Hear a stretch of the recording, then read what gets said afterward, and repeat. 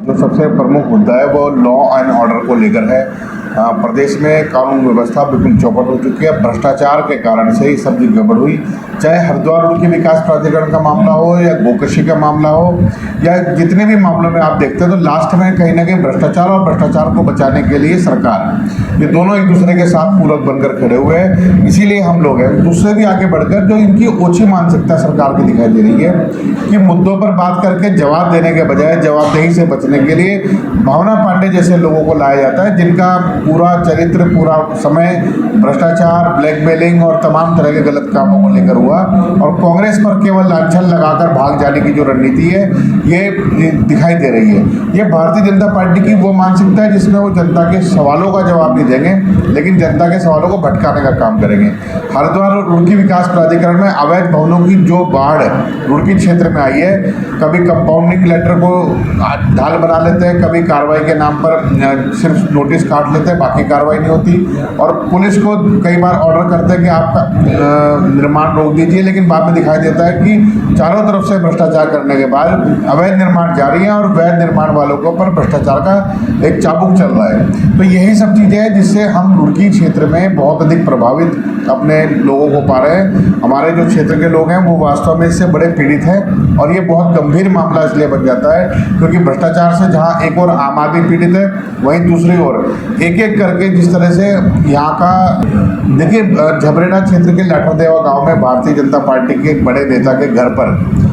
एक विवाह का कार्यक्रम था, 10 से अधिक गायों को काटने का मामला वहां सामने आया। लोगों ने जब शिकायत की पुलिस में भी मामला गया, पुलिस ने वो शिकायत अज्ञात के नाम से दर्ज की है जबकि वो सबको ज्ञात है। हमें कह रहे हैं कि पुलिस की अपनी एक बाध्यता है लेकिन कम से कम उसमें जांच तो शुरू हो, संबंधित व्यक्ति के खिलाफ आप क्या कार्रवाई करने जा रहे हैं, कब उनको गिरफ्तार करेंगे या सबूत मिटाने तक का इंतजार पुलिस कर रही है, ये हमारा सवाल है। दूसरी तरफ ऐसे ही गोकशी और गाय की रक्षा, गंगा की रक्षा के नाम पर आप अपने राज्य के लोगों को प्रताड़ित तो कर रहे हैं लेकिन आपने जो इनकी रक्षा के नाम पर जो गुंडों की फौज छोड़ रखी है वो गुंडों की फौज कौन सी मिली भगत के कारण अब खामोश बैठी है। इनके भाजपा के प्रदेश अध्यक्ष जो अल्पसंख्यक मोर्चा के हैं अनीश गौड़, उनके यहाँ पर एक कार्यक्रम था, वहीं पर ये काम हुआ है और उसी के बारे में लोगों ने कहा है।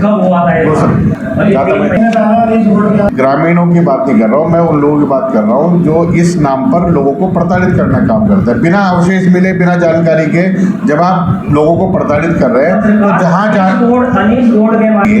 कि वो जब सरकार के इशारे पर वहाँ पर दबाने का काम करता है, तो जब ये मामला अभी निकला है पुलिस ने मुकदमा दर्ज किया है। जब पुलिस ने मुकदमा दर्ज किया है तो लोगों के बयान के आधार पर संबंधित व्यक्ति के खिलाफ नामजद मुकदमा दर्ज क्यों नहीं होना चाहिए। आप उनको जांच में अगर आप पाते हैं कि दोषी नहीं है तो आप निकाल दीजिए। इससे पहले जो उपलब्ध साक्ष्यों और लोगों के बयान के आधार पर मुकदमा दर्ज किया है, ये जो मुकदमा दर्ज किया गया है यहीं पर तो जाँच होनी है और ये जो जाँच है यही तो कार्रवाई है। वहाँ पानी की टंकी बनाई गई, उसमें भी इन्होंने भ्रष्टाचार किया की आड़ में ही बचाने का काम होगा। जब आप हर एक मामले में केवल जांच चलाने का काम करेंगे और जांच की परिणति कहीं नहीं दिखाई देगी, तब ये लगता है कि लॉ एंड ऑर्डर और कानून व्यवस्था जिसे कहते हैं वो पूरी मैं जैसे सबसे पहली बात तो हमने 5 बिंदुओं पर पत्रकार वार्ता करी है, लेकिन इस बिंदु पर भी इसलिए की है क्योंकि इसी बिंदु पर बहुत सारे जो गुंडों के दल बने हुए हैं वो